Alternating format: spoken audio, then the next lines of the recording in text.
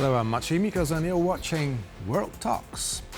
Two more names have been added to the list of mysterious deaths within the Russian elite. The former Transport Minister and his deputy lost their lives in suspicious circumstances after losing presidential support. And to talk about Putin's Russia and its methods of controlling the Kremlin's officials, we're joined by Robert Pszczel, Senior Fellow at the Center for Eastern Studies. Good evening. Good evening. So how should we interpret the recent deaths of Roman Starovoyt and his deputy? Now, first of all, are these two totally separate cases, or should we somehow link them? Well, I mean, because of the links between those two people, there is, quite a strong suspicion that it's the circumstances and which kind of connect them. And the circumstances were that, you're talking about people who are deeply involved.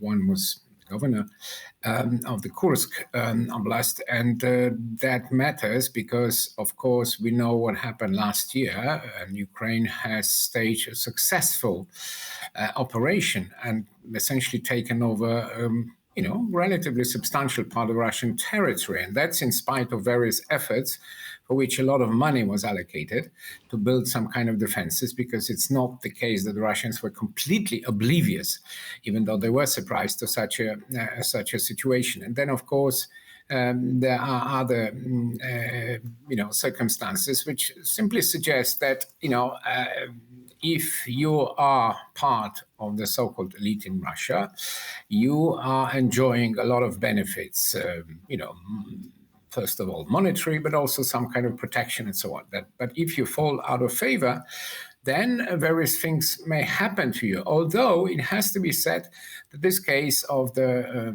now that minister is somewhat unusual, because normally people of ministerial ranks, there were a couple of cases in the recent past, they were even jailed, but they were quietly released. So it's not as if, the regime, unless you actually openly confront it, is determined to actually, completely dispose of you. So maybe this was fear that there was something, something also, maybe there were some threats from other people. This case is a bit murky, but it does show that even members of the elite can no longer, feel secure in terms of their position, and that sends a warning to the other members of the elite, irrespective of the individual circumstances of this particular case. But don't you feel like this, that Mr. Starovoyt had to die to appease soldiers and all these, Z bloggers, right, who are simply angry at the so-called Russian elite because of the corruption scandals, and they accuse them of, facilitating the Ukrainian side attack their positions. So, were they meant to die? Because, as you said, usually ministers go to jail, to a penal colony, because it's also a show to the Russian audience, right? Well, yes. I mean,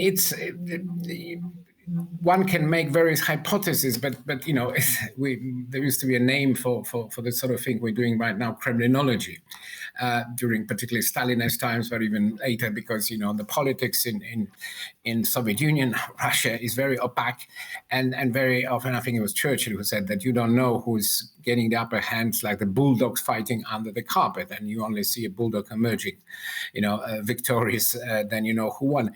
But here there are some important aspects, because first of all, as I said, the question which you put very, very dramatically, they have to die. I mean, there are many people, probably most of the elite, if not all of them, are involved in various forms of corruption, and a lot of them are involved in corruption related to the war effort, because that is Kremlin's business today. So people have been sacked, there have been some trials, and so on and so forth. So that's, speaking cynically, this is nothing unusual.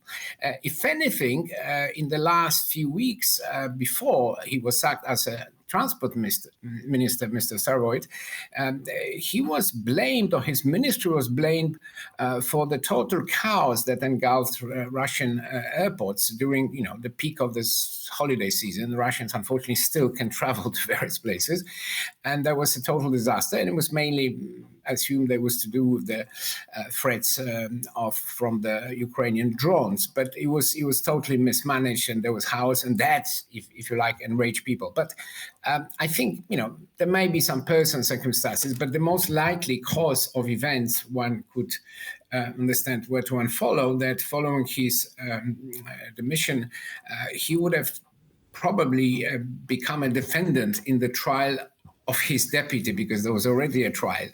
And, it's quite likely that these people decided for their own benefit to actually produce some evidence against Mr. Starovoyt, and maybe that was something that he was aware of and did not want to face. There's one more aspect of this, because apart from, obviously, in normal countries, you serve at the pleasure of the democratically elected parliament and so on and so forth. In Russia, you serve at the pleasure of Putin.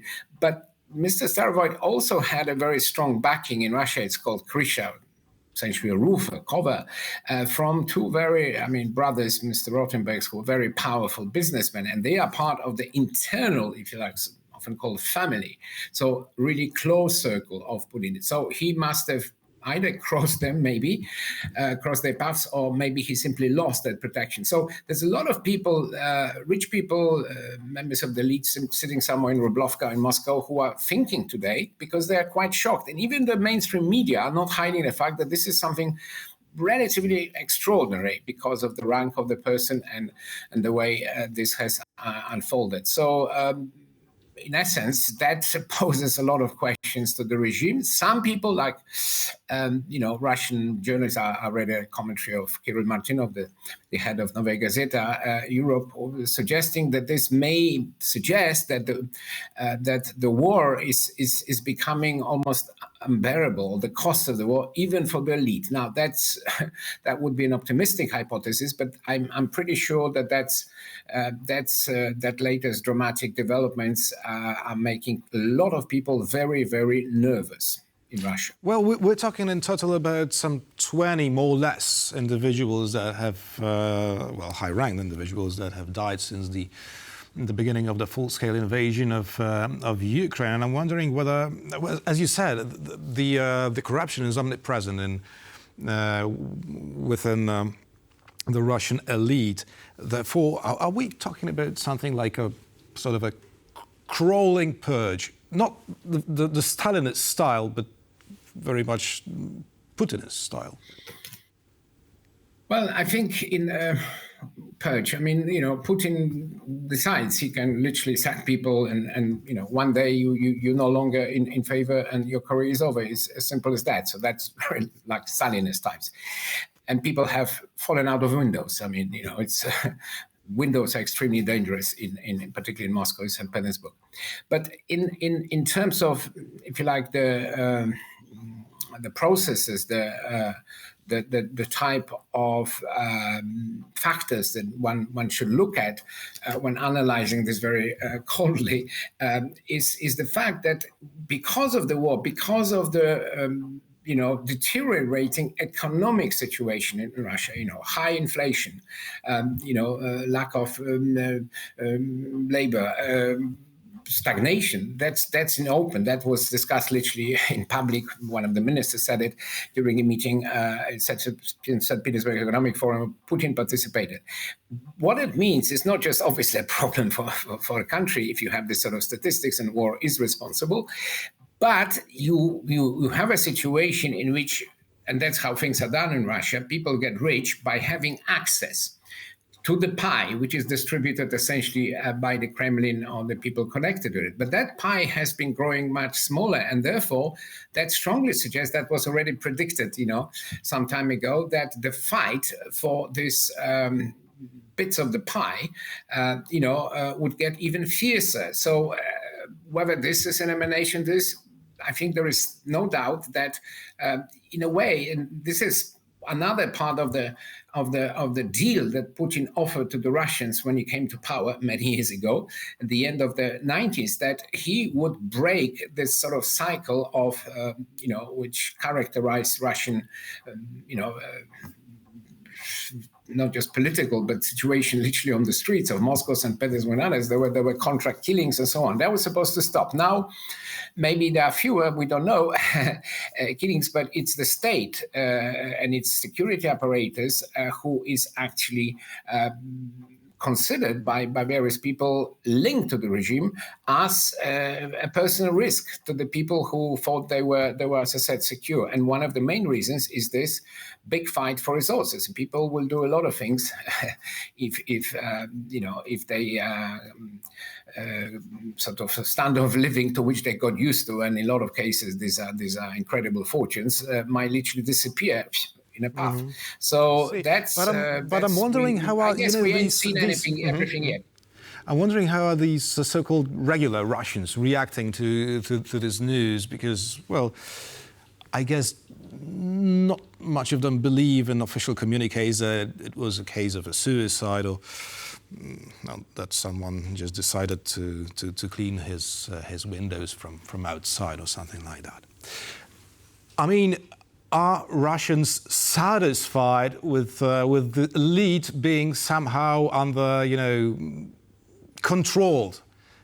Because Vladimir Putin, as you've put it, promised to curb violence, but not specifically corruption, right?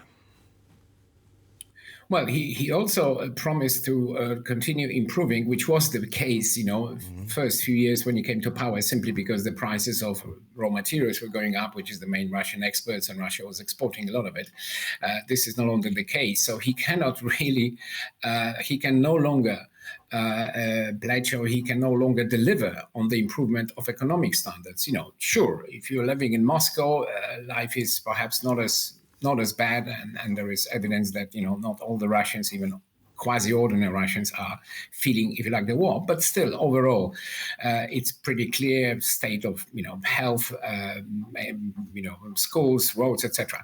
So this is how ordinary Russians feel it. Now, as far as nevertheless, this death is quite extraordinary, because even the mainstream media, I mean, the public TV, I think BBC Gunter devoted this news about 18 seconds. That's not a lot.